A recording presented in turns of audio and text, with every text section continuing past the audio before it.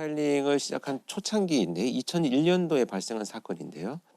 저한테 이제 요청이 왔었어요. 분석을 좀 해달라고. 그래서 이 범인이 체포된 이후에 직접 가서 그 범죄자와 면담을 장시간 했던 사건입니다. 사건 내용을 이제 소개를 들어보면 이 아이의 부모는 24시간 운영하는 식당을 갖고 계셨어요. 그래서 열심히 일을 하시면서 그 아이가 둘이 있었는데 이제 14살 된 큰아들과 11살 된 둘째 아들이 집에서 생활을 하고 있었습니다. 그런데 이날 아버지가 집에 돌아와서 보니까 아이들이 집에 있어야 되는데 소리가 없어요. 그래서 작은 방에 문을 열어봤더니 이 11살 된 둘째 아이가 그냥 누워있는 상태에서 뒷머리를 강력한 둔기로 공격을 받아가지고 피가 그대로 고여있는 상태로 쓰러져 있는 거예요.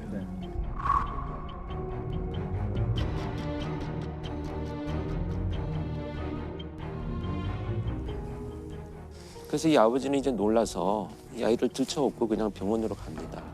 하는데 이미 사망을 한 거죠. 근데 사망한 시간이 꽤 된 거예요. 근데 여기서 문제가 된 건 뭐냐면 이 있어야 될 형이 없어진 거예요. 그러니까 이제 처음에 그 현장에 투입된 수사팀에서는 누군가 침입을 해가지고 둘째 아이를 살해하고 큰 아이를 유괴해 갔을 것이지 않겠느냐. 이렇게 이제 수사를 접근을 합니다. 그런데 수사에 착수한 수사팀에서는 얼마 후에 바로 사라진 이 형을 강력한 용의자로 지목을 하고 그 수사를 전개를 합니다. 일단 이제 드나든 사람들에 대한 흔적을 찾기 위해서 가장 먼저 할 것이 이제 경찰에서 CCTV 수사를 했는데요. 사망 추정 시간이 지나서 얼마 후에 이 큰아들이 가방을 메고 유유히 혼자 걸어 나가는 것이 CCTV에 찍힙니다. 그래서 이 아이의 그 일기장이나 이런 흔적들을 이제 봅니다. 도대체 왜 이런 일이 벌어졌는가. 그랬더니 이 아이가 좀비라는 이름으로 미니 홈피를 운영을 하고 있었어요. 거기에 보니까 군내 갔다 와서 살인을 마음껏 즐기는 것이 나의 꿈이다. 그래서 나는 그것을 실현하기 위해서 손도끼를 구입을 해왔다. 손도끼를 구입해서 침대 밑에 놓아두었는데 너무 기분이 좋다. 이런 글들을 이제 발견을 합니다.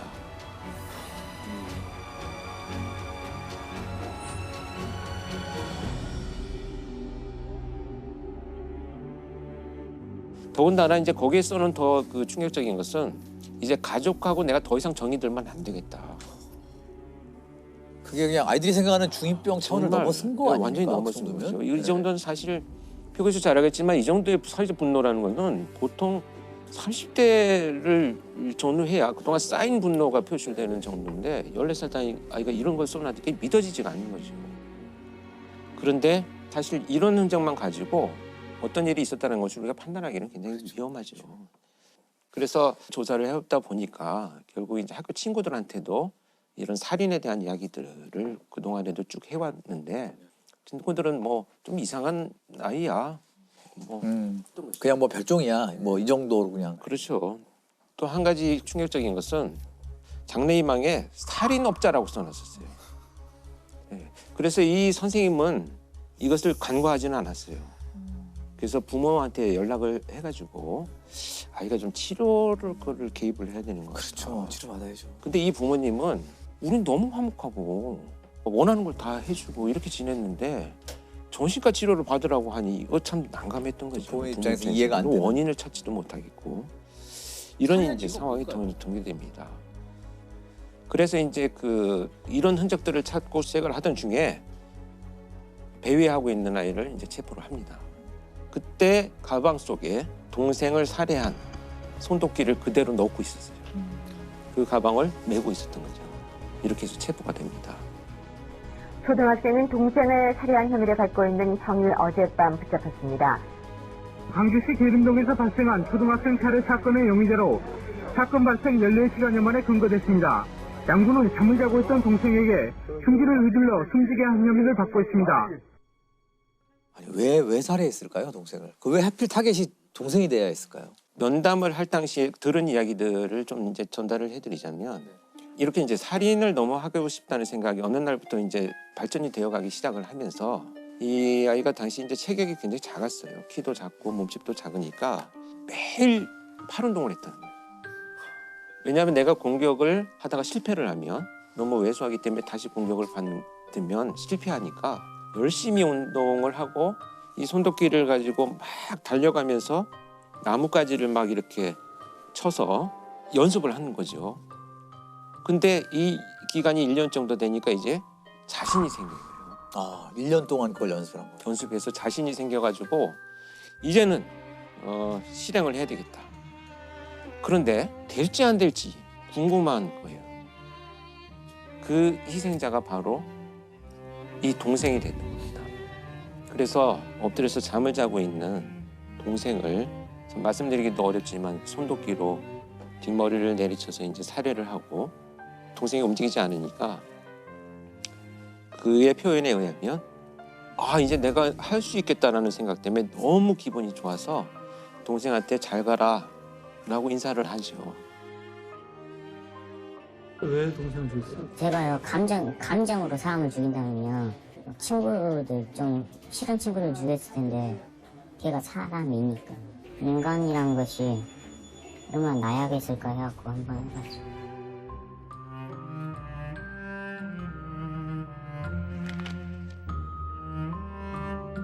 그래서 이 아이는 나와서 그렇다면 어떤 일들을 했느냐를 이제 경찰에서 추적을 하면서 면담을 이어갔더니 누군가 이제 오토바이를 탑니다. 좀 태워달라고 해서. 네.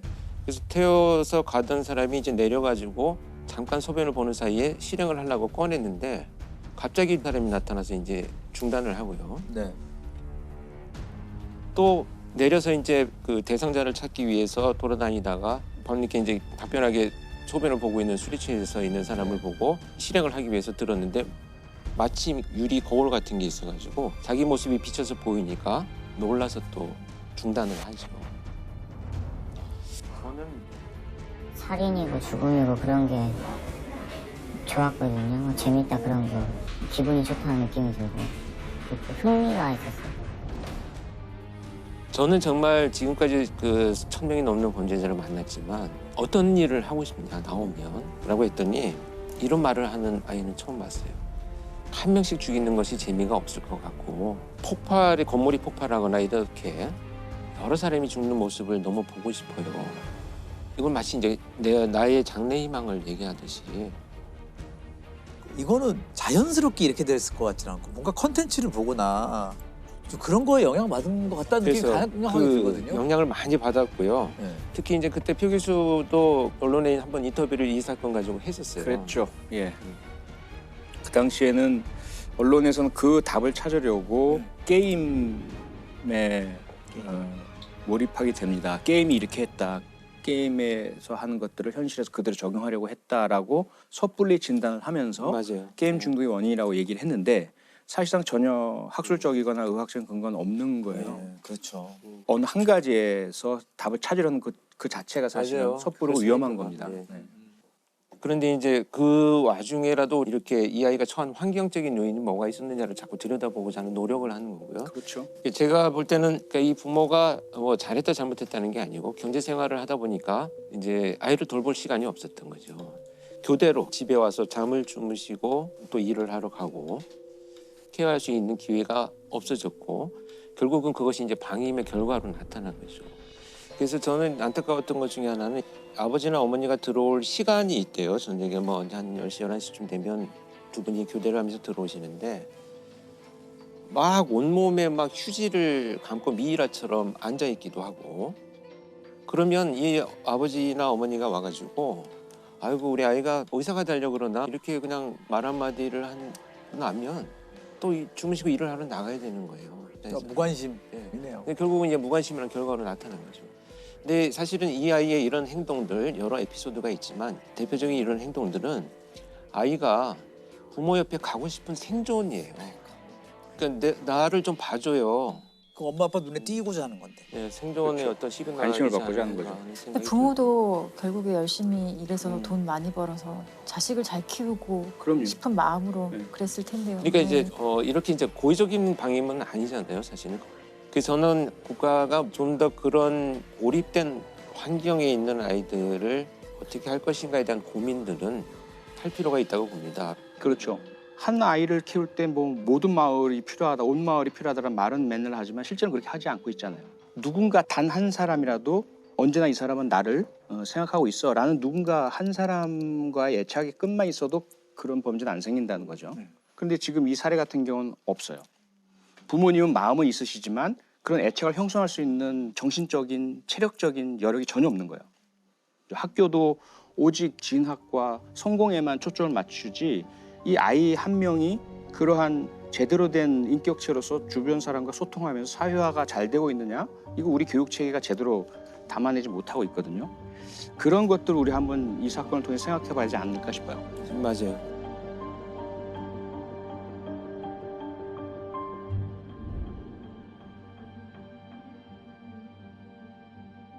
그러면은 형량은 어떻게 받았나요? 청량은 일단 소녀법이 적용이 돼가지고 이 사건은 재판은 비공개로 진행이 됐고요. 네, 4년 단기보호 처분을 받았습니다. 4년. 사실 수위가 높은 범죄였는데 처벌 논란이 꽤 있었을 것 같아요. 4년이잖아요. 보호처분. 성사미성년자니까 촉법소년. 표철 교수님은 촉법소년에 대해서 어떻게 생각하세요? 촉법소년 문제 간단치가 않죠. 근데 강한 처벌만이 해결책은 아닌 것은 분명하지만 가학적이고 강력한 범죄에 대해서는 오히려 처벌이 피해자에게도 그것이 어떤 회복 효과를 주진 않겠지만 그나마 회복의 출발점은 될 수 있거든요. 나에게 이런 행동을 한 가해자가 정의 심판을 받았고 처벌받았어 라는 것은 심리적 치료를 할 수 있는 첫 출발점은 돼요. 그런 출발점은 되기 때문에 강력범죄를 저지른 경우라면 온당한 처벌을 무겁게 받아야 한다. 그렇지 않고 또 주변의 잘못, 성인들의 잘못으로 인해서 행해진 그러한 청소년 범죄라면 그들에게는 환경 개선이 더 중요하다. 그것이 저는 핵심이라고 생각합니다. 근데 지금 소년범 같은 경우는 좀 다른 방식으로 우리가 좀 봐야 될 필요가 있어요. 소년법상 19세 미만을 소년이라고 하고 그 사이에도 여러 가지 나이로 분류가 되는데 10세가 되지 않은 아이들 같은 경우는 아무리 범죄를 저질러도 형사처벌되지 않고요. 그리고 10세 이상 만 14세 미만 이 사이에 있는 소년 범죄자들을 우리가 촉법소년이라고 많이 불러요. 근데 촉법소년의 연령을 더 낮추는 얘기도 있고 여러 가지가 있지만 아무것도 아직 실행된 건 없어요. 이 형사 미성년자는 사실 14세 미만 되게 오래됐고 한 번도 변한 적이 없는 거거든요. 우리나라 그게 50년대, 예, 1950년대. 53년에 형법 제정되고 한 번도 맞아요. 바뀌지 않았기 때문에 사실 형사 미성년자의 나이는 이제 좀 고민해봐야 될 것 같고 그래서 소년법도 이제 폐지하라는 여론이 사실 꽤 있어요. 그렇죠. 예. 지금 그런 소년법이라는 것 자체가 소년, 그러니까 반사회성을 가진 소년의 환경을 조정하고 품행을 교정하는 게 목적이거든요. 결국에는 이 사회로 다시 돌아와서 건전하게 성장할 수 있도록 소년들을 돕는 거거든요. 근데 제가 볼 때 소년법의 문제는 소년범죄 그 가정법원에서 심사하고 심리하고 이러면 정말 완전한 비공개고 검사가 들어가는 재판이 아니에요. 피해자들이 상당히 그 과정에 접근할 수가 없어요. 촉법소년은 체포 구속되지 않고 조사를 거부하거나 귀가 의사를 나타내면 사건 조사도 할 수 없습니다. 소년부로 송치된 후에는 피해자 가족이 재판 날짜를 알 수도, 재판에 참석할 수도, 어떤 처분을 받았는지도 알 수 없습니다. 사실은 지금의 그 처벌의 모습, 사법의 모습은 회복적 사법이라고 해서 모든 것을 진짜 원래대로 돌려놓는 데 이념이 있거든요. 근데 이 회복적 사법의 가장 전제가 되는 건 가해자의 책임과 사과거든요. 피해자에 대한 사과. 그런데 피해자가 원하는 그렇죠. 동의가 있어야 돼요. 네. 전제가 있어요. 그리고 가해자도 충분히 반성하고 피해자에게 사죄할 명확한 의사가 있을 때, 이것을 확인했을 때, 그 다음에 준비 안 된 미숙한 가해자가 자기는 미안하다고 사죄한다고 하지만 그게 피해자에게 더 상처를 더 덧낼 수도 있거든요. 그렇게 하지 않도록 훈련된 그 맞아요. 중재자가 중재자들, 네. 예, 미리 네. 얘기를 나누고 조정한 다음에 하는 네. 거죠. 훈련된 중재자가 없어요. 그래서 안 되는 거예요. 그게 그게 핵심이죠. 그냥 돈으로 범죄 피해를 흥정하려고 한다는 네, 생각 맞아요. 때문에 피해자들이 오히려 더 반감을 가진 경우가 많아요. 근데 이런 절차가 지금 이 소년법은 소년을 보호한다는 목적에 의해서 이런 것들이 많이 좀 잘 지켜지지 않고 있고 이런 것들을 하나도 개선을 안 하면서 소년범법을 없애라 소년범을 강력하게 처벌하라 하는 것은 사실은 근본적인 해결 방안은 전 아니라고 생각을 해요. 결국 이런 아이들의 범죄는 성인 범죄로 이어질 가능성이 굉장히 높습니다. 결국 재범이 높다라는 이런 의미가 되겠고요. 그렇기 때문에 강력한 처벌 당연히 논의가 되어야 되겠고 당사자한테 교정의 기회를 줄 수 있는 것들도 좀 연구가 돼야 되고 반드시 병행할 것이 이제 심리 치료도 좀 국가에서 적극적인 개입을 하는 것이 교정뿐만 아니라 본질적인 예방을 하는데 도움이 되지 않겠나 하는 고민을 해봅니다. 참 이 촉법소년 그리고 또 소년범죄 얘기는 참 마음이 무겁습니다. 무겁죠. 예. 그래서 제가 좀 마지막으로 드리고 싶은 말씀은 제가 이 사건을 굳이 오래됐지만 꺼낸 이유 중에 하나가 이런 케이스들을 통해서 우리가 무엇을 좀 놓쳤는가를 한두 가지라도 좀 찾아보자라는 간절한 심정이 있었어요. 왜냐하면 이때 내가 면담을 하면서 어른으로서 어떻게 무엇부터 접근해야 될지 너무 막막함을 느꼈기 때문에 벌써 20년이라는 세월이 지났는데 유사한 범죄들이 더 잔혹해졌다면 참 무엇을 했는가라는 좀 어떤 그 죄책감도 들고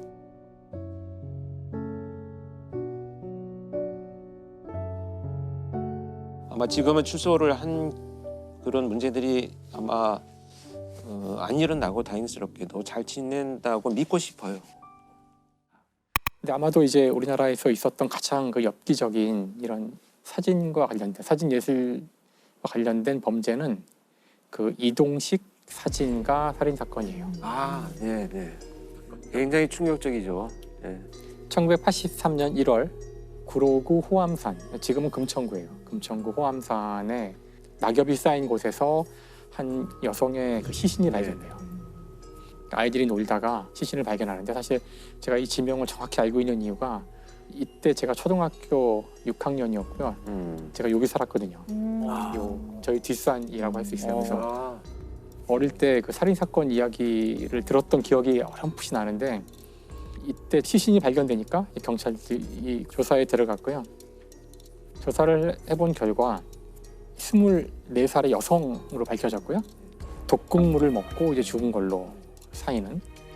그 여성은 이발소에서 일하고 있던 여성이었고, 그래서 이발소의 단골 손님들을 중심으로 이제 쭉 탐문 수사가 시작된 거죠. 그래서 이제 거기 단골 손님들을 찾아가서 하나씩 만나는 과정 중에 그 범인인 이동식, 당시 사진 작가라고 하는 사람인데, 이동식은 특수절도 등으로 전과 3범으로 복역을 마치고 나와서 대관공으로 일을 하면서 동시에 사진 작가를 했다고 그러더라고요. 이 사람한테 경찰이 찾아갔어요. 찾아갔더니 자신은 뭐 사진 작가고 하면서 막 사진을 이제 보여주겠다고 보여주는데, 사진이 대부분 그 여성의 누드를 찍은 사진이고, 근데 일부는 되게 엽기적인 장면들이 있는 거죠. 막 사람이 죽어가는 모습 같은 것도 있고, 막 피가 나는 장면도 있고. 근데 자신은 이제 이게 컨셉이라고 하는데, 그 경찰들이 그 사진을 막 열심히 보고 있는 중에 이 사람이 뭔가 사진 한 장을 이렇게 숨기려고 하는 게 포착이 돼요. 이제 그걸 이제 그 눈썰미가 뛰어나신 이제 경찰 한 분이 본 거죠. 그 사진에는 그 하얀 베일을 쓴 여성이 있었는데, 이제 이게 심상치 않아서 확인을 해보니 그 죽은 그 사람이 맞다. 죽은 사람이 맞다. 그래서 이제 이 집에 대한 압수수색이 시작되고, 결국은 집에서 21장의 사진을 찾게 돼요.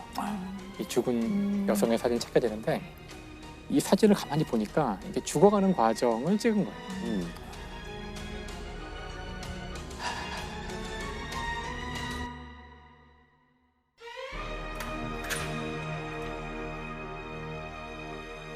이동식은 사건이 일어난 1982년에 이발소에서 이 희생된 여성을 만나서 내 모델을 해달라고, 모델을 해주면 내가 유명하게 만들어줄게 해서 잘 유혹을 해가지고 산에 데리고 가서 사진을 찍은 거죠.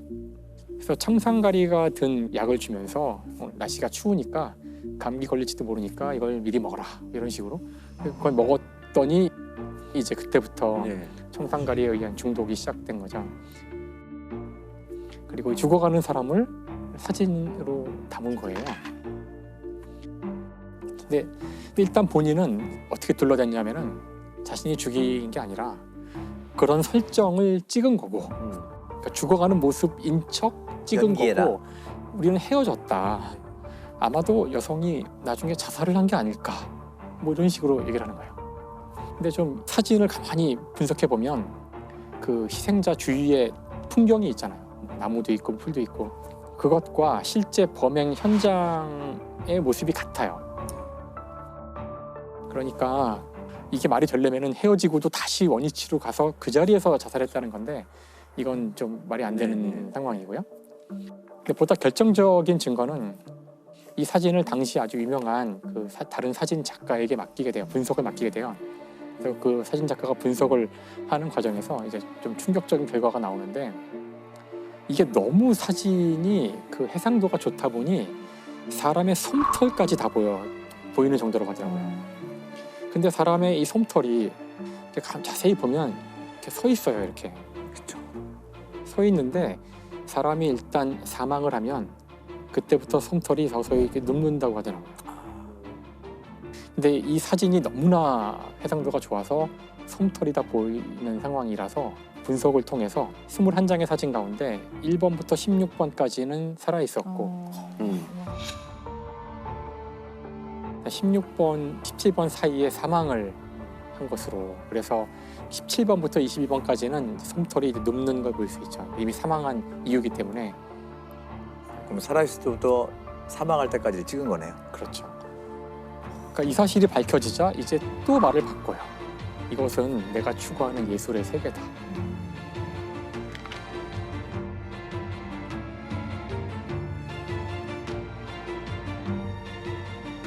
사실 말도 안 되는 변명을 하는 거죠. 살인자죠. 그렇죠. 그래서 이제 이 사건이 이제 밝혀지자 이동식의 전 처가 1972년에 행방불명이 됐는데 혹시 이것도 뭔가 관련이 있는 게 아닌가. 그래서 경찰이 각종 여죄 추궁에 들어갔는데 이동식이 이제 말을 오락가락하면서 뭐 자기가 뭐 살해하고 매장했다 그러면서 경찰이 가서 파보니까 없고 뭐 이런 식으로 막 혼란을 주는 결국은 밝혀지진 않아요. 결국은 그 행방불명된 전처의 행방은 밝혀지지 않고요. 이 사건이 이제 하도 엽기적이다 보니 해외 토픽에까지 소개가 됐대요. 근데 그냥 이 사건은 빨리 묻히게 돼요. 별로 더 이상의 조사가 이루어지지 않고 그러니까 이게 아마도 당시 그 아시안 게임이나 올림픽을 앞둔 그 정부 입장에서는 뭔가 이 사건을 빨리 정리해야겠다. 그래서 더 이상 조사를 하지 않고 빨리 종결을 시키고 재판도 빨리 진행되게 됩니다.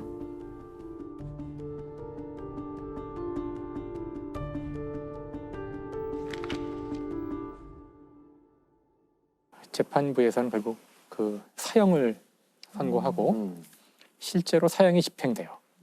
1986년 82년이니까 네, 86년. 86년에 사형이 집행됩니다. 권영 쌤도 이 사건 들으신 적 있다고? 예, 저는 이제 나중에 그 이 케이스 스터디하는 과정에서 이 사건을 알게 됐는데요. 굉장히 충격적이었고 그렇게 된 배경이 있어요. 이 범죄자는 처음에 그 자기가 사진으로 인정받았을 때 그 사진이 굉장히 끔찍한 사진이었어요.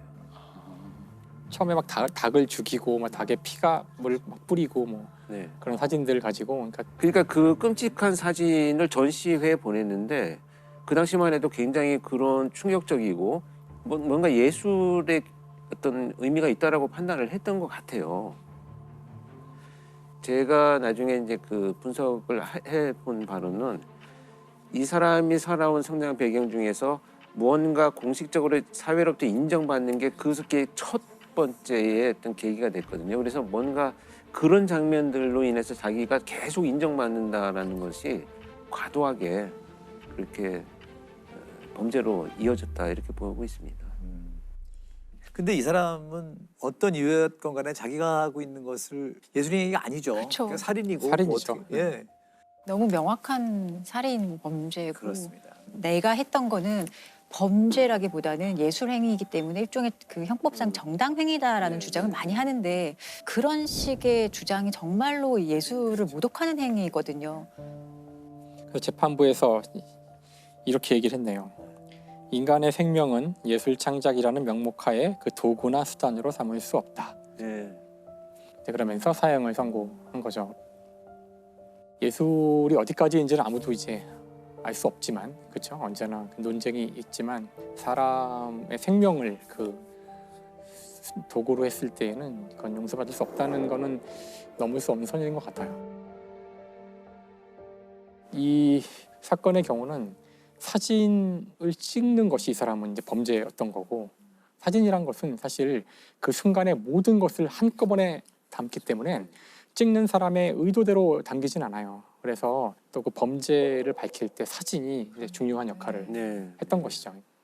사례가 있는데 지금은 이제 그 폐쇄가 됐는데 인크로챗이라는 범죄에 대한 그 정보를 주고받는 그 앱이 있었어요. 한 6만 명 정도가 이제 사용하는 앱이라는데 당시 토피포스라는 그 아이디를 사용하는 마약상이 있는데 그래서 영국 경찰들이 쭉 보니까 이 친구를 잡아야겠는데 누군지 알 수가 없는 거예요. 그래서 경찰들이 이제 접근을 해봤지만 잘 걸려들지 않아서 막 이제 골머리를 앓고 있는데 어느 날 자기가 너무너무 좋아하는 치즈라고 하면서 치즈를 이렇게 손에 든 사진을 찍어 올린 거예요. 본인의 신분은 드러내지 않고. 근데 이제 요즘에 이 스마트폰이 해상도가 너무 좋잖아요. 네. 경찰이 그 SNS 사진을 가만히 보니까 여기 손에 지문이 보이는 거야. 가만히 보니까. 그래서 저 지문을 이용할 수 있지 않을까 해서 그 확대해가지고. 지문을 이제 포렌식 팀에 넘겼고 이렇게 해서 지문을 보이는 거래요. 그 지문을 분석해서 범인을 야. 잡아서 이제 칼 스튜어트라는 사람이 검거가 됐고요. 그 징역 13년 6개월을 행을 받게 됐고 자신의 의도로 다른 의도로 뭘 찍고 있지만 나는 본의 아니게 증거를 남기게 되죠. 끊임없이 모든 범행은 흔적을 네. 사진에도 남긴다. 네. 그러니까 범죄를 저지르면 꼭 잡힌다. 주차장에 있다 보면 카메라 수십 대에 둘러싸인 기분이에요. 블랙박스 때문에. 맞아요, 맞아요. 네. 자, 그런 이게 생각이 다 눈이죠. 이게 눈이죠. 누굴 찍고 있는지 모르지만 다른 사람이 다른 의도로 뭘 찍고 있지만 나는 본의 아니게 그 사진의 일부가 돼서 증거를 남기게 되죠. 끊임없이. 그 청성교도소라고 하는 곳인데 그 교도소에 두 BJ가 침투해서 들어갔어요. 고기를? 원래는 못 들어가는 곳이죠. 그러니까 나올 수도 없지만 거기 함부로 안 들어가려고 그러죠. 다. 함부로 들어가도 안 되는 곳인데, 그러니까 그 방송을 찍으러 들어간 거예요. 이 온라인 방송 진행자들이 오늘 새벽 교도소에 차를 타고 들어가서 생방송을 했습니다. 아침에 출소하는 지인을 데리러 왔다는 말에 경비 직원은 신원 확인 없이 초소문을 열어줬습니다. 두 개의 문을 지난 BJ들은 교도소 내부 접견실과 관사 등을 30여 분 동안 생중계한 뒤 왔던 경로를 따라 유유히 빠져나갔습니다. 근데 이제 이 두 사람은 그 이미 벌써 감옥에 복역한 경험이 있기 때문에 어떤 식으로 하면 들어갈 수 있는지를 아마 이제 미리 알고 있어서 그래서 들어갈 수 있었던 건데요. 근데 이 경우에 그냥 벌금형이었더라고요. 아이러니하게 이 방송을 또 자기들이 또 우리 나왔습니다 뭐 이런 사실 거 제가 정확히 말씀하신 것 때문에 이제 이 주제를 선택할 때 고민했던 점이 그런 점이었어요. 그러니까 그 여기서 다루어지는 것 그 자체가 사실은 이 범죄를 저지르는 사람들에게는 도움이 되는 것일 수도 있지 않을까. 그래서 아마 제가 오늘 최대한 그 자세한 그 인적을 사항을 알 수 있는 내용들은 얘기 안 하려고 노력을 할 텐데. 네. 그렇죠. 사실 관종한테는 오로지 관심만이 목표이기 때문에 지금 이것도 분명히 그 불법적인 건데도 그런 행동을 한 거잖아요. 2020년에는 또 어떤 일이 있었냐면은 음주 운전을 하면서 생중계를 한 사람이 있었어요. 음주운전을 하면서 유튜브 생방송을 한 40대 남성이 현장에서 붙잡혔습니다. 저 태어나갖고 음주운전 오늘 처음 걸린 겁니다. 내가 방송 끼고 음주운전하고 왔잖아요. 내가 깔끔하게 뭐 하면 되죠. 그러니까 이렇게 단지 관심을 받기 위해서 음주운전이라는 굉장히 사실 위험한 범죄라고 생각하는데 음주운전은 다른 무고한 사람들도 이 차와 사고가 나면은 그렇죠. 그 상해를 입을 수 있는 그런 것이잖아요. 그래서 결국 A 씨에게는 그 징역 6개월과 집행유예 2년 그리고 그 중법 운전 교육 40시간이 명령되었다고 합니다. 그 사실 이제 이렇게 그 관종이 심하다 보니 가지 말아야 될 곳에 들어간 이런 범죄들이 있는 반면 또 어떤 종류의 그 관종에 의한 범죄가 있냐면은 그 사이버 레커라는 말 들어보셨나요? 사실 레카라는 거는 저희가 이제 교통사고 나면은 달려오는 차 있잖아요. 그렇죠. 예, 그 차를 얘기하는데 여기 왜 레카란 말이 붙었냐면은 지금 한참 이슈가 되는 어떤 사건이 탁 뜨면 그걸 노려서 현재 이슈가 된 사건과 관련된 동영상을 재빨리 만들어서 탁 띄우는 거예요. 그러면 이제 거기 현재 관심에 편승하여 많은 이제 클릭수를 받을 수가 있는데 네.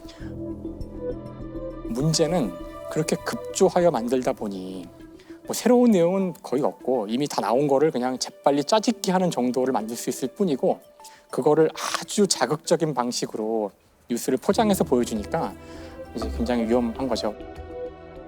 이슈가 된 사건을 짜깁기하거나 자극적 루머를 재생산하는 유튜버, 이른바 사이버 레카가 문제로 떠오르고 있습니다. 최근 악성 댓글 피해를 호소했던 유명 운동선수와 BJ 등이 극단적인 선택을 했습니다. 그게 다 관심이 돈으로 이어지기 때문에 생기는 일이겠죠. 그렇죠. 이 시대의 관심이란 것이 돈이기 때문에 아마 처음 시작은 단순히 뭐 좋아요를 받거나 이런 걸로 시작했을 수가 있겠지만 돈만이 아니라 어떤 의미에서는 병으로 간 것으로 볼 수도 있어요. 문제는 이것이 그냥 새로운 게 없으니까 사람들 관심이 없을 수도 있으니까 여기에 약간 또 주관적인 어떤 내용을 넣거나 심지어는 가짜 뉴스로 만들거나 이제 이런 일이 종종 벌어지는 거죠. 그러니까 그냥 짜집기만 하는 게 아니라 그래서 이것이 실제로는 이제 가짜 뉴스를 퍼뜨리는데 아주 중요한 역할을 하게 돼서 사회에 큰 문제가 일어날 수도 있고 이제는 사실 그 쉽게 이 문제를 제가 지나칠 수 없는 상황이 된 것이죠. 이 가짜 뉴스가 피해가 굉장히 심각한데도 규제가 쉽지 않다 그러더라고요. 그렇죠. 이게 보통 이제 가짜 뉴스라는 거는 일단 뭐 사실관계가 일단 잘못된 거지만 가짜 뉴스를 생산했다는 그 자체만으로는 실제로는 처벌할 수가 없는 상황이고 예를 들어 개별 어떤 특정한 개인에 대한 명예훼손이라든지 모욕 이런 정도의 수준이 되어야지만 처벌할 수 있는 사법 체계거든요. 현재로서는 사실 되게 규제하기 어려운 영역 중에 하나인 것 같아요. 이게 좀 정신의학적으로 좀 위험한 관심병이 있을까요? 그 뮌하우젠 증후군 같이 뮌하우젠 증후군. 아예 관심을 받기 위해서 자해, 뭐 심지어는 가족을 위험에 빠뜨리거나 아니면 그 외에 없는 질병을 얘기한다던가 불행을 만들어내고 이런 경우들 되게 많이 하죠. 사실 이것은 아주 옛날부터 알려져 있었어요. 그 학계에서는 1950년대에 미국의 의사가 이런 종류의 그 질병이 있다는 사실을 알게 된 거고요. 그래서 증세는 말씀하신 대로 이제 너무나 관심을 받기를 원한 나머지 거짓으로 꾸며댄다거나 주로 몸을 이제 막 상하게 한다거나 이제 이런 증세를 보이는 건데 근데 이 뮌하우젠 증후군 가운데 아주 안 좋을 수 있는 케이스가 그 다른 사람을 이용하여 자신에 대한 관심을 이제 끌어내는 그러니까 자기를 상해하지 않고도 관심을 받을 수 있으니까 어떤 의미에서는 좀 더 이 사람 입장에서는 더 나아진 방법일 수도 있을 텐데 아주 안 좋은 방법이죠. 그래서 이럴 때에는 자신이 손쉽게 사용할 수 있는 그런 사람을 쓰게 돼요. 그러니까 멀쩡한 자식을 아프게 만들거나 이제 이런 일이 벌어지는 거죠. 그래서 실제 그런 사례가 있었는데 미국의 그 스피어스라는 사람인데요. 그 이제 아이를 낳았어요. 아들을 낳는데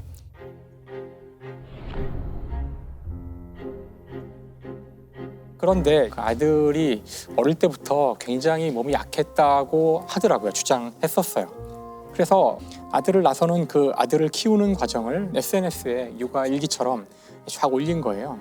아주 많이 열심히 올리니까 이제 뭐 사람들이 막 응원도 해주고 뭐. 근데 결국에 이 아이가 한 5살쯤 됐을 때 결국 이제 죽게 돼요. 죽게 되는데 죽음 이후에 사람들이 주변에서 이 부모와 자식 이 관계를 쭉 봐왔던 주위 사람들 특히 병원이나 이런 데서 뭔가 석연치 않다는 말을 자꾸 하는 거예요. 이게 뭔가 석연치 않다 이 사람이. 그래서 이제 경찰이 조사에 들어가고 이제 부검도 하게 되고요. 근데 결론이 뭐냐면은 그 치사량 이상의 나트륨이 검출이 됐어요 몸에서. 근데 그런 정도의 나트륨은 그냥 뭐 웬만큼 먹어서 될 수 있는 수준이 아니기 때문에 이건 거의 나트륨, 즉 소금이죠. 네. 소금을 독극물 같이 쓴 거예요. 그러니까 도대체 이게 뭘까? 그래서 이제 추후에 이제 밝혀진 바에 따르면은 이 아이가 아주 어릴 때 스피어스가 병원에 가서 우리 아이는 이렇게 음식을 잘 못 먹어요. 자꾸 다 토하고 그래서 여기 위장에 문제가 있는 것 같다고. 근데 검사할 때마다 문제가 없다고 그러는 거예요. 네. 병원을 전전하면서 계속 문제가 있다. 결국은 이제 문제가 있다는 것에 동의한 의사가 수술을 해서 관을 이렇게 위장에 직접 넣어서 연결을 하는 그런 수술을 하게 돼요. 그 아무런 건강에 이상이 없는 아이를. 그렇게 볼 수 있죠. 그래서 그 관을 통해서 음식을 넣고 있었던 거예요. 근데 이 죽음이 있었던 그 한 며칠 전에 그 CCTV를 쭉 분석해 보니 이 엄마가 이 애를 데리고 화장실에 잠깐 갔다 오는데 뭘 했는지 모르죠. CCTV는 없으니까 그쪽에는. 그 이후에 애가 이제 서서히 상태가 안 좋아진 거예요. 그래서 나중에 이제 밝혀진 바로는 바로 그 관을 통해서 그 소금물을 다량으로 이제 거기에 이제 넣은 거죠. 계속 넣어서 결국은 그것 때문에 나트륨 중독으로 이제 아이가 사망에 이른 거예요. 그럼 아이가 아픈 그런 것들을 계속 SNS나 뭐 이런 데 올리고. 그렇죠. 근데 아이가 일단 처음엔 뇌사 상태에 빠지게 되는데 뇌사 상태에 빠졌을 때에도 그 사진을 200장이나 찍었다 그러는데 사실 그 상태에서 그 정상적인 부모라면은 너무나 당황스럽고 너무나 슬퍼서 경황이 없어야 될 텐데 그러니까 정말 끔찍한 거죠. 사실 이거는 진짜 끔찍한 거죠. How could a mother ever treat her innocent child in such a callous, inhumane, and calculating manner? Do you even realize the magnitude of your crime? It's a sentence of 20 years to life, 5 less than the maximum, 5 more than the minimum. 결국 이제 다른 사람을 이용하는 뮌하우젠 그 증후군이고 사실 이 뮌하우젠 증후군이 SNS를 만나면서 어떤 의미에서 이제 물 만난 고기가 됐다고 할까? 근데 이 사례만 있었던 것은 아니에요, 사실은. 이런 사례가 생각보다 적진 않더라고요. The West Virginia mom, accused of injecting her son's IV with feces at Children's Hospital, is going to go to trial in August. These are pictures Candida Flutie posted on her Facebook page. They show her son in the hospital being treated for Hirschsprung disease. The Dallas mother, accused of subjecting her son to more than a dozen surgeries and hundreds of hospital visits, even though he was not sick, faced a judge today.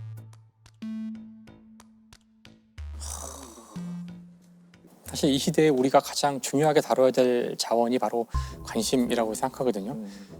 끊임없이 그 여러분의 관심을 단 1분이라도 더 끌기 위해서 알고리즘을 개발하고 전 세계의 모든 기업들이 바로 우리의 관심이라는 자원을 놓고 싸우고 있다는 거죠. 근데 우리가 거기에 많이 빼앗기고 있죠. 관심을 자기의 통제를 벗어나는 정도까지 빼앗기기 시작하는데 언제나 우리가 이야기했듯이 그 뭐든 지나치면 이제 굉장히 위험한 거죠. 그래서 다른 사람의 관심을 바라는 것은 인간의 자연스러운 본성이고 그건 참 좋은 일이죠. 사실 관심 받으면 기분 좋은 일이고 아까도 제가 가서 사진 찍어서 인별에 올렸지만 기분 좋더라고요. 하지만 이것이 과해지면 범죄가 되고 끔찍한 일이 될 수도 있고 이렇다는 거를 이야기하는 그런 시간이 됐으면 좋을 것 같아요. 사실 법률은 뒤따라가는 속도가 조금 느리잖아요. 그러면 그 과정에서 필연적으로 처벌의 공백이라는 게 생길 수밖에 없는데 이 공백이 아주 시간이 길거나 하면 어떤 부작용이 나타날 수밖에 없어요. 제가 생각하는 대표적인 부작용은 바로 사적 복수 또는 사적 제재라고 생각을 해요. 사적 제재는 정해진 사법 체계를 통하는 것이 아니라 개인이나 또는 집단이 직접 처벌하거나 또는 처단하는 행위를 말하는 겁니다. 그 흔히 아는 히어로들, 배트맨, 스파이더맨들도 사실은 정의를 위한다는 명분으로 행하는 사적 제재를 실행하는 사람들이잖아요. 그렇죠. 그런 것들이 사실 우리한테 어떤 의미일까? 사적 복수에 대해서는 사실 크게 생각 안 해볼 수도 있는데 지금 그런 일이 우리 주변에서 사실 종종 일어나고 있어요. 그래서 이거는 많이 접하실 거예요. 어떤 내가 범죄 피해를 입었거나 아니면 좀 부당한 일을 겪었을 때 인터넷 커뮤니티나 SNS 이런 걸 활용해서 어떤 글을 올리고 가해자를 특정할 수 있는 요소를 써서 피해자와 가해자와 아무 상관없는 사람들이 응징이라는 하나의 목표를 가지고 그래서 신상털이가 시작을 하죠. 인터넷이라는 어떤 공간적인 특성과 익명성이라는 무기가 결합돼서 좋지 않은 결과를 가져오는 대표적인 사적 제재 중에 하나라고 생각을 해요.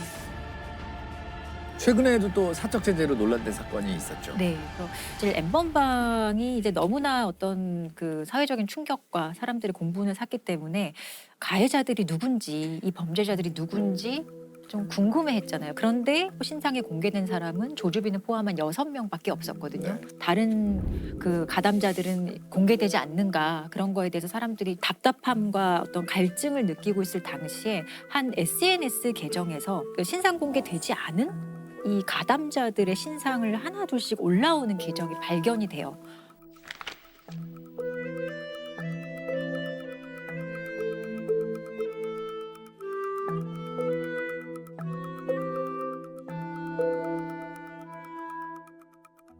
그래서 사람들이 이거 뭐지? 하고 알아보니 이 SNS 운영자는 조금 더 키워서 어떤 웹사이트를 만들고 그 웹사이트가 바로 디지털 교도소라는 웹사이트였던 거예요. 성범죄나 아동학대, 살인 같은 강력 범죄자의 신상 정보를 공개하는 인터넷 사이트가 생겨나 논란이 일고 있습니다. 지난 6월 생겨난 인터넷 사이트 디지털 교도소입니다. 성범죄나 살인을 저지른 강력범 90여 명의 이름과 사진, 혐의까지 자세하게 올라와 있습니다. 범죄자들에 대한 관대한 처벌의 한계를 느껴 신상 공개로 사회적 심판을 받게 하겠다며 개인이 개설한 사이트로 알려져 있습니다. 이들이 이걸 설립했을 때 이렇게 얘기를 했어요. 대한민국의 사이버 명예훼손, 모욕죄의 영향은 전혀 받지 않습니다. 표현의 자유가 100% 보장되기에 마음껏 댓글과 게시글을 작성해 주시면 됩니다. 사실상 그 인터넷이라는 그 수단을 통해서 온라인상에 박제를 하겠다라고 이제 선언을 한 거죠. 그 여론이 어땠나요? 그래서 댓글들이. 사실 당시의 어떤 분위기가 이 디지털 교도소에 대해서 놀랍게도 좀 반응이 뜨거웠었어요. 현대판 홍길동이다 이런 반응도 있었고 법이 못하니까 이렇게 개인이 하는 거 아니야? 라는 이런 식의 여론이 있었어요. 영화나 드라마 속에서도 사실은 그 막 자경단의 역할을 하는 사람이 처음에는 좋은 뜻으로 시작했다가 결국 안 좋은 결과를 맺게 되잖아요. 디지털 교도소도 그런 문제점이 이제 수면 위로 드러나기 시작을 했어요. 몇 가지가 있었어요. 한두 건이 있었던 것이 아니라 대표적인 사건이 대학생 하나가 디지털 교도소에 신상이 공개된 이후로 아주 억울함을 호소하다가 심장마비로 숨진 채 발견되는 사건이 있었어요. 대학생 A씨의 사진이 디지털 교도소에 올라온 건 7월 중순. 지인의 사진을 누군가에게 보내 음란물과 합성하려고 했다는 겁니다. A씨는 사실이 아니라면서 휴대전화 도용 가능성을 제기했습니다. 하지만 디지털 교도소 측은 증거가 확실하다며 공개한 정보를 내리지 않았고 A씨는 지난 3일 끝내 숨진 채 발견됐습니다. 수사 과정에서 결국에 이 운영자가 검거되게 됩니다. 그런데 잡고 보니 이미 본인의 어떤 범죄가 되게 많았던 거예요.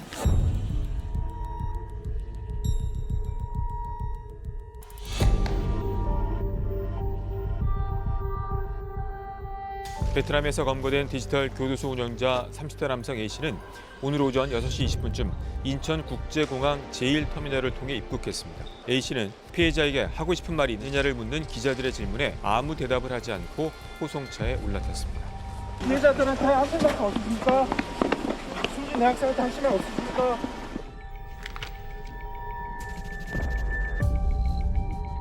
그 비슷한 사이트가 또 있었다면서요? 이것과 함께 좀 거론됐던 사이트였는데 배드파더스라고 많이 들어보셨을 거예요. 이혼을 하게 되면은 양육하지 않는 사람은 양육하는 사람한테 양육비를 반드시 줘야 하거든요. 네네. 근데 실제로 법원에 판결을 받거나 합의가 됐음에도 불구하고 실제로 양육비를 이렇게 안 주는 사람들이 되게 많았어요. 그래서 이런 것들이 되게 사회적인 문제가 되자 배드파더스라는 이름의 사이트를 개설을 합니다.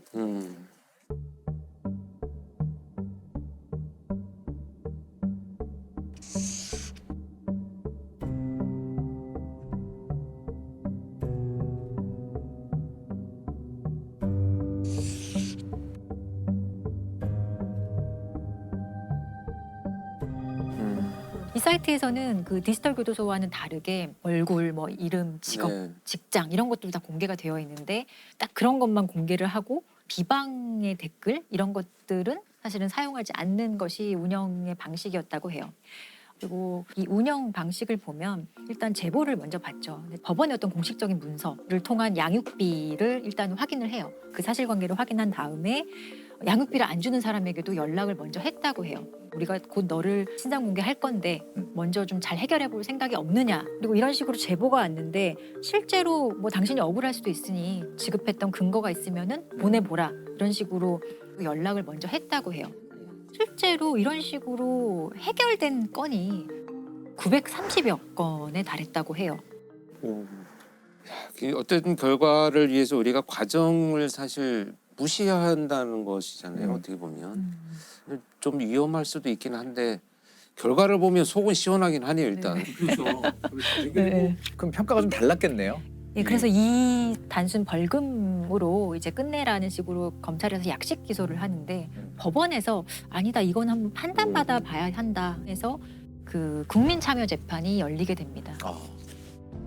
무려 15시간 동안 진행된 재판에서 구씨 측 변호인은 양육비는 단순한 금전적 문제가 아니라 아이들의 생존과 직결된 중요한 문제라고 주장했습니다.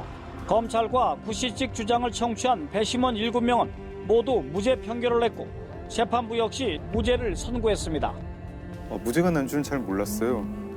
항소심에서는 또 바뀔 수도 있는. 네네. 항소심에서는 유죄가 이제 최근에 선고가 됐었고 항소심의 판결문을 좀 살펴보면 양육비 미지급 문제가 어떤 공적 관심 사안인 것은 맞다. 네. 그런데 이렇게 맞죠. 자세하게 신상 공개를 하는 방식 이게 과연 올바른 방식인가에 대해서 좀 의문을 제기를 하거든요.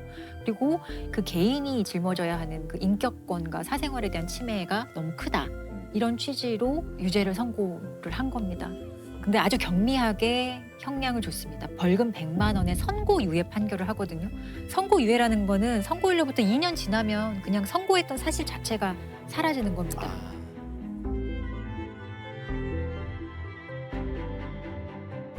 이 문제가 일단 첫 번째는 무죄 선고가 됐었고 두 번째는 유죄가 됐지만 경미하게 판단되었다면은 이런 거를 공적화시키는 방법을 논의해야 되지 않을까요? 그렇죠. 배드파더스 사건 이런 것들을 계기로 좀 바뀌게 되는 게 양육비 안 주면 출국 금지도 당할 수 있고 운전면허를 이제 박탈당할 수 있어요. 그리고 여성가족부 장관이 신상 공개를 할 수 있도록 법률이 개정이 됐어요. 그러면 어느 정도 제도적으로는 매우 큰 영향을 준 겁니다. 그 작용은 확실히 답은 아닌 것 같아요. 그럼요. 네. 짐승 같은 범죄를 하나 소개하려고 그럽니다. 황영동 살인 사건인데 황영동 49살 먹은 사내가 대낮에 공중 화장실에서 자기랑 아무 상관도 없는 여성을 성폭행을 시도를 합니다. 사내는 이제 칼을 들고 협박을 했는데 그 여성이 이제 막 도와달라고 했죠. 도와달라고 하니까 옆에 전통 한옥이 공사 중이었어요. 거기서 공사를 하시던 인부분들이 여성을 이제 구하려고 사내를 이제 에워쌉니다. 이 사내는 또 그 인부들을 상대로 칼로 싸우려고 해요. 근데 거기서 23살짜리 아르바이트를 하던 청년이 있었는데 사내를 제압을 하다가 크게 다칩니다. 거의 목숨의 위기까지 올 때까지 다치고 경찰은 이제 그 다음에 와서 체포를 해갔습니다. 일단 강간 미수로 입건이 됐고요. 경찰이 이제 뭐 추궁을 합니다. 추궁을 하는데 이 사람이 정말 깜짝 놀랄 자백을 해요. 내가 지난달부터 오늘까지 38일 동안 사람을 5명을 죽였습니다. 언론에서 흔히 뭐 난자했다라는 표현으로 살해를 했어요. 이유는 다 몇 푼 안 되는 돈 때문에. 뭐 어떤 때는 10만 원, 어떤 때는 20만 원. 대전 충남 지역에서 5차례에 걸쳐서 연쇄 살인을 저지른 40대 남자가 오늘 경찰에 붙잡혔습니다. 이 용의자는 부녀자들이 혼자 있는 다방이나 가정집을 노렸고 범죄 수법이 아주 잔인했습니다. 첫 살인이 이제 9월 9일에 대전에서 한 다방에 들어가서 그 여주인한테 10만 원을 빌려달라고 합니다. 여주인이 그거를 거부를 하니까 칼로 찔러서 살해를 했어요. 그리고 2주 정도 있다가 이번에는 가정집에 침입을 합니다. 가정집에 침입을 해서 거기 계시던 아주머니를 10만 원을 빼앗았는데 이분한테 그런데도 또 찔러가지고 살해를 했어요. 이번에는 한 일주일 남짓 있다가 또 대전에 있는 다방에 들어가가지고 그 20만 원을 빼앗고 그 다방 여주인을 살해를 하는데 아무 원한 관계도 없는 사람인데 칼로 38번을 찔러가지고 살해를 했어요. 그리고 그다음에 네 번째는 이제 대전 옆에 아산시에 가서요. 여관에서 여주인을 또 칼로 찔러가지고 살해를 하고요. 이거는 대전의 한 식당에서 음식 시켜 먹고 고기 먹고 맥주 먹고 그게 한 6만 원 정도 나왔다 그러는데 네. 주인 아주머니가 이렇게 계산하세요 그랬더니 또 칼로 찔러가지고 아주머니를 살해를 하고 그 주인 아주머니 그때 임신 6개월이었어요. 황 씨는 피해자들이 자신에게 순순히 돈을 내주지 않으면 임산부에게까지 무자비하게 흉기를 휘둘렀습니다.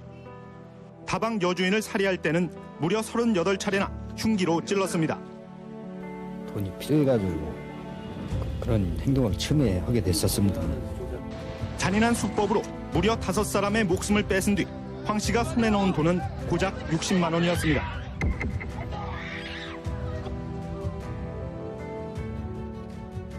이게 총 몇 개월간 일어났던 거죠? 이게 9월에서 10월인데 정확히 2달도 아니고 한 38일이에요. 너무 짧은 사이에 인과관계도 없고. 근데 더 황당한 건 뭐냐면 이 사람이 이 사건을 벌이기 전에 7월에 잡혔었어요. 그리고 어떤 여성을 성폭행을 하려다가 특수강간으로 체포가 됐습니다. 근데 8월에 풀려나요. 풀려나는데 증거가 모자라서 풀려나는 게 아니라 구속집행 정지로 풀려납니다. 구속 집행적이 정확히 어떤 겁니까? 구속이 되어 있는 상황에서 네. 그 구속의 집행을 잠깐 멈추는 거예요. 형사소송법 101조에 법원이 상당한 이유가 있을 때 그 그럼 풀어주는 거네요? 예, 잠깐 석방시키는 건데 그러니까 판사의 판단인가요? 네, 판사의 완전 직권이에요. 직권 판단이기 때문에 피의자를 바라보는 판사의 시각이 되게 중요한 건데 아팠나 봐요. 예, 뭐 이제 녹내장이 있어가지고 이제 시력을 잃어가고 있었다. 그래가지고 이제 풀어줬다는데 저는 개인적으로 변호사 생활하면서 녹내장 때문에 구속집행 정지되는 사건을 본 적이 없어요. 그러니까요. 사실 지금은 정말 어려운 것 중에 하나가 구속집행 그럼요. 정지예요. 아니 그리고 녹내장이 진행 중에 범죄를 일으킬 거잖아요. 그게 이해가 안 되는 거죠. 치료는 안 받고 범죄를 저질렀죠. 교도소 있다가 나와서 범죄 저지르고 또 교도소 가고 또 나와서 범죄 저지르고 범죄 내용도 다 그냥 강도상의 성폭행 뭐 이런 겁니다. 이거 이제 황영동은 붙잡혔죠. 붙잡혀서 1심에서는 사형 선고를 받고 2심에서는 다시 또 녹내장이 사유인데 무기징역으로 감형이 됩니다. 이 황영동을 붙잡은 23살 청년의 이야기도 되게 감명이 깊었어요. 그날 아르바이트를 하러 왔었는데 웬 흉악범이 칼을 휘두르면서 여성을 위협을 하니까 맞을지 모른다는 생각을 하면서도 그 흉악범을 제압을 한 거죠. 나중에 이제 당시에 기자들이 인터뷰를 하니까 내가 아니라 누구라도 이 일을 했을 것이다. 똑같이 했을 것이다. 되게 담담하게 얘기를 했다고 해요. 생계를 돕기 위해 일당 3만 원의 막노동 아르바이트를 하다 변을 당한 안 씨. 출혈이 심했지만 가까스로 목숨은 건졌습니다. 남들도 막상 그렇게 어렵게 처해 있으면 다 그렇게 다 하고 해갖고 그냥 한 겁니다. 그러니까 어떻게 똑같은 사회에서 이런 일이 생길까요? 황영동과 그 청년. 이런 게 계속 인간이라는 게 생각하면 생각할수록 너무 이상하고 근데 범죄 사건이라는 게 그런 걸 너무 보여주고 하니까 도스토옙스키를 비롯해서 소설가들이 그렇게 범죄를 모티브로 상욱쌤 긴 시간 지금 방송을 오늘 처음으로 저희 시청자 입장에서 예. 저도 그 니체의 그 짜라투스트라는 이렇게 말했다 그 책이 너무 좋아하는 책이라서 제가 기억에 남는 글이 그런 게 있어요. 인간은 극복되어야 할 그 무엇이다 라는 말이 나오는데요. 그 아까 그 장 작가님 이야기하신 대로 인간은 사실 양 끝에 짐승과 여기 인간이죠. 그 사이에 매달려 있는 줄처럼 이야기를 이제 했는데 인간은 자신을 극복하면서 인간은 멈추면 안 되는 존재라고 생각해요. 네, 다음 주에 그럼 뵙도록 할게요. 네, 수고하세요. 고생하셨어요. 네. 이렇게 황영동 사건처럼 시민의 도움으로 범인을 잡는 경우가 꽤 있는 것 같아요. 그렇죠. 범죄 수사를 통해서 범인을 체포하는 이 과정은 거의 대부분 우리 그 시민들의 제보나 도움이 없이는 어렵습니다. 그중에 이제 대표적인 것이 공개 수배입니다. 공개 수배. 네. 간혹 몽타주만 있는 경우에도 그냥 수배를 하거든요. 그만큼 사안이 중요하고 다른 범죄를 일으킬 가능성이 높기 때문에 그래서 국민들한테 빨리 알려서 수사를 전개하게 되는 이 과정이 공개 수배죠. 무기징역형을 선고받고 수감 중이던 29살 신창원 씨가 없어진 사실이 순찰 도중 발견됐습니다. 삼엄한 경계망을 뚫고 다녔던 그를 검거한 것은 한 통의 신고 전화였습니다. 무슨 실태를 그러신데요? 신창원 지나가고 좀 불난 사람이 맞다고요.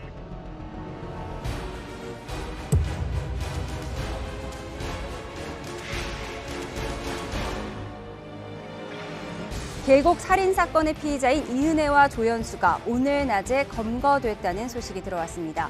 이은혜와 조연수는 경기도 고양시 덕양구에 있는 한 오피스텔에서 붙잡혔는데요. 지난달 30일부터 공개 수배로 전환된 지 17일 만입니다. 이렇게 이제 범죄 수사에 그 여러 공개 수배로 활용을 하는데요. 제가 오늘 말씀드릴 내용은 2015년에 발생한 소위 트렁크 살인 사건으로 보도가 된 김일곤이라는 자에 의한 살인 사건입니다. 2015년에 충남 아산에 있는 한 대형 그 마트 주차장에서 범인이 전국을 피해자를 데리고 돌아다니다가 피해자가 이제 탈출을 하려고 하니까 거기에서 피해자를 살해합니다. 그리고 심지어 트렁크에 피해자의 시신을 싣고 심지어 피해자를 싣고 서울 시내를 통과를 하다가 다른 차와 접촉사고가 납니다. 그래서 도망을 갑니다. 한 빌라 주차장에 주차를 해놓고 그 차에 불을 지르고 간 그런 사건인데 그래서 이제 화재를 진압하고 나서 차를 열어보니까 이 시신이 발견돼서 경찰이 이제 출동을 하죠. 서울의 한 빌라에 주차된 차량에서 30대로 추정되는 여성의 시신이 발견돼 경찰이 수사에 나섰습니다. 40대로 보이는 남성이 불안한 듯 멈칫하며 주차장을 나섭니다. 남성이 주차장을 떠난 뒤 차량 트렁크에서 갑자기 불이 났고 소방당국이 불을 끄는 도중 차량 트렁크에서 30대 중반으로 보이는 여성의 시신이 발견됐습니다. 그 시신이 놓여있는 어떤 그 밑에 꺼내서 이제 내용물을 보니까 이 사망한 여성의 지인이 보낸 사적인 편지가 한 통 있었어요. 김일곤을 확보를 해요. 원래 납치하고 살해할 목적이었을까요? 왜 죽이까지 했을까요? 살해한 이유는 정말 어이가 없습니다. 김일곤은 이제 이 사건, 지금 이 살인 사건이 나기 4개월 전에 자신이 타고 가던 오토바이와 어떤 차와 접촉사고가 납니다. 이제 시시비비가 된 거예요. 이 과정에서 몸싸움이 좀 벌어졌다고 합니다. 앙심을 품은 거예요. 그래서 복수를 하겠다. 찾아갈 때 칼을 소지하고 가요. 근데 막상 갔더니 상대방이 칼을 꺼냈는데도 칼 들고 덤벼봐 이런 식의 이제 반응을 하니까 방법을 바꿔야 되겠다라고 생각한 것이 황당하게도 여성을 납치해서 노래방 도우미로 속여서 취업하게 만들고 환심을 사서 유인하겠다. 사자하고는 아무 감정이 없어요. 자기가 목표로 한 그 사람의 도구로 지금 누군가의 피해자가 양산이 되고 참혹한 죽음을 맞은 정말 이상한 형태의 범죄거든요. 전과가 22범이었습니다. 그 시신을 이렇게 훼손하고 부르지르고 간 행위만 보더라도 럭비공 같은 그러니까 어디로 튈지 모르는 정말 너무나 충동적인 패턴을 보이고 있습니다. 그러면 이 사람의 성향으로 봐서는 그렇게 혼자 숨어 있는 것이 일주일 열흘이 굉장히 참기 힘들 것이다. 결국은 이제 이 사건은 공개 수배를 하고 나서 이제 체포가 되었는데요. 최근 서울 성동구에서 일어난 일명 트렁크 살인 사건에 대해 경찰이 용의자 공개 수배에 들어갔습니다. 용의자 김일곤은 지난 11일 여성 주모 씨를 살해하고 차량 트렁크에 실어 불까지 질러 시신을 훼손한 혐의를 받고 있습니다. 3일 후에 결국은 나타납니다. 김일곤이 도저히 참지 못하고요. 한 동물병원으로 찾아갑니다. 동물 마취제를 달라고 해요. 이제 자기 복수의 대상에 이제 마취하고 뭐 범행을 저지르겠다 이런 계획이겠죠. 여기까지도 어설퍼요. 네. 그 구할 수 있는 게 아니잖아요. 그렇지. 그러니까 이제 이 눈치가 이상하니까 이 간호사가 얼른 112 신고를 합니다. 그 신고 소리를 듣고 이제 김일곤은 도망을 가죠. 그런데 도망을 가서 길을 가던 중에 출동을 하던 경찰이 발견을 합니다. 김일곤의 모습하고 유사하다고 생각을 해서 대로를 그냥 달려가서 김일곤 체포를 합니다. 경찰 검문을 받던 남성이 갑자기 도망치려 합니다. 급기야 경찰관을 향해 흉기를 꺼내 들고 휘두릅니다. 제압당할 듯 당할 듯 계속 저항하던 이 남성은 지나가던 시민이 가세해 흉기를 뺏은 뒤에야 붙잡혔습니다. 바로 트렁크 여성 시신 사건의 피의자 김일곤이었습니다. 아주 거만하게 앉아가지고 나이가 차이가 좀 나니까 이 프로파일러들이 아주 그냥 정색을 하고 쳐다보고 말을 하지 않았어요. 약간의 자 그때부터 갑자기 눈을 아래로 내립니다. 그래서 자 이제 눈을 위로 올리고 나는 봐야지 이제 이런 태도로 이 면담을 시작을 했었죠. 제가 정말 놀란 것 중에 하나가 다른 사람의 행동과 태도를 아주 왜곡되게 받아들이고요. 끝없이 자신을 무시한다라고 하는 이런 편집증적인 성향. 근데 그 기록의 내용이 뭐냐 하면 내가 병원에 입원했을 때 불친절을 해줬던 간호사, 내가 판결을 받을 때 나한테 불리하게 판결한 판사, 그래서 형사. 그래서 제가 그걸 물어봤죠. 그랬더니 단 한마디로 돈 주면 다 돼. 나는 지금도 억울하다라고 고함을 치고요. 김일곤은 조금도 당황한 기색이 없었습니다. 혐의를 인정하냐는 질문에는 오히려 버럭 화를 냈고 난 잘못한 게 없습니다. 어떻게 잘못한 게 없어요, 나. 범행 동기를 묻자 또다시 혐의를 부인했습니다. 난 잘못한 게 없고 나는 그 앞으로 살아야 된다고. 김 씨는 무기징역이 선고되자 이 판단이 옳으냐며 항의했다가 법정에서 끌려나갔습니다. 그래서 김일곤은 결국 이제 무기가 최종 선고가 잡을 수 있는 방법이 없을까요? 왜냐면 사실 이 시민들 입장에서는 어쨌든 우리가 지나다니는 길에서 같이 걸어다닐 수 있는 거잖아요. 그런 것에 대한 좀 끔찍함도 있거든요. 그래서 끝까지 추적을 해서 검거한 케이스가 있습니다. 사례가 하나 있는데 고향에서 발생한 여관 종업원 살인 사건. 1995년 10월에 고향에 있는 한 여관에서 여관의 종업원이 칼에 목을 찔린 채 사망한 채로 발견이 됩니다. 피 묻은 옷이 하나 발견되는데요. 이 안에서 도장이 하나 발견이 됩니다. 그 도장의 이제 주인을 찾아봤더니 그 여관에서 장기 투숙을 하던 사람으로 밝혀집니다. 그래서 가해자의 신원이 어쨌든 밝혀진 것이죠.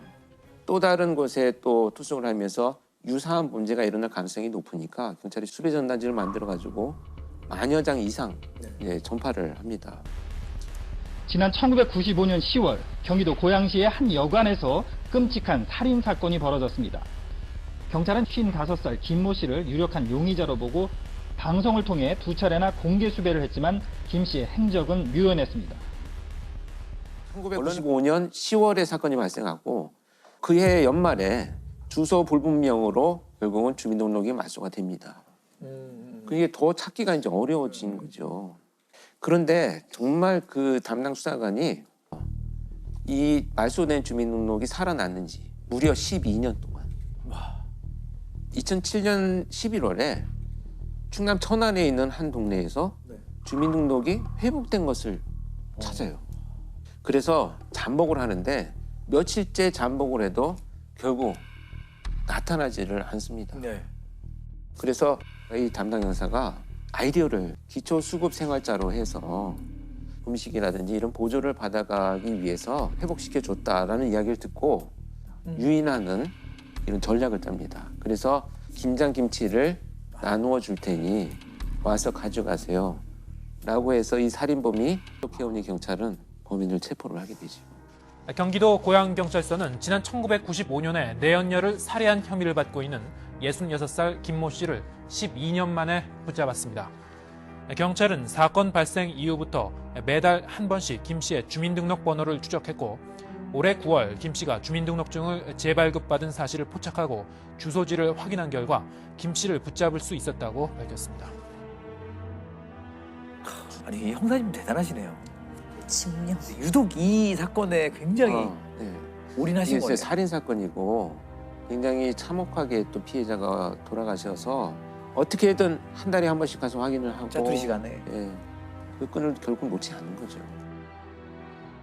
윤 형사는 다른 부서로 발령이 난 뒤에도 400여 쪽에 달하는 수사 기록을 모두 복사해 다니며 김 씨를 추적해왔습니다. 그 사건들 많이 대부분이 다 해결했습니다. 그런데 이 사건만큼 제가 그 끈을 놓지 못하겠더라고요. 이 끈을. 그래서 언젠가는 제가 잡힐 때는 신념이 항상 있었던 거죠. 말소를 회복한 것도 동네 분들이 동사무소하고 이제 서로 제안들을 해줘서 밝힌 거잖아요. 그래도 안 밝히면 그게 회복될 수가 없으니까 그건 밝히게 된 거죠. 아, 이 범죄자 찾는데 공개 수배의 역할이 꽤 크네요. 굉장히 큽니다. 그런데 공고를 하는데 여기에 올라가면 평균 한 50%는 검거가 됩니다. 뒤집어 보면 절반은 못 잡고 있다는 얘기죠. 그렇게 아, 이게 지금 공개 수배 전단지 자세히 좀 봐야 되겠다라는 생각이 들어요. 네. 이 공개 수배 전단지는 결국은 이렇게 끝까지 포기하지 않고 이 사건을 끝까지 수사하고 추적하겠다라고 하는 의지를 보여주는 의미를 갖고 있기도 합니다.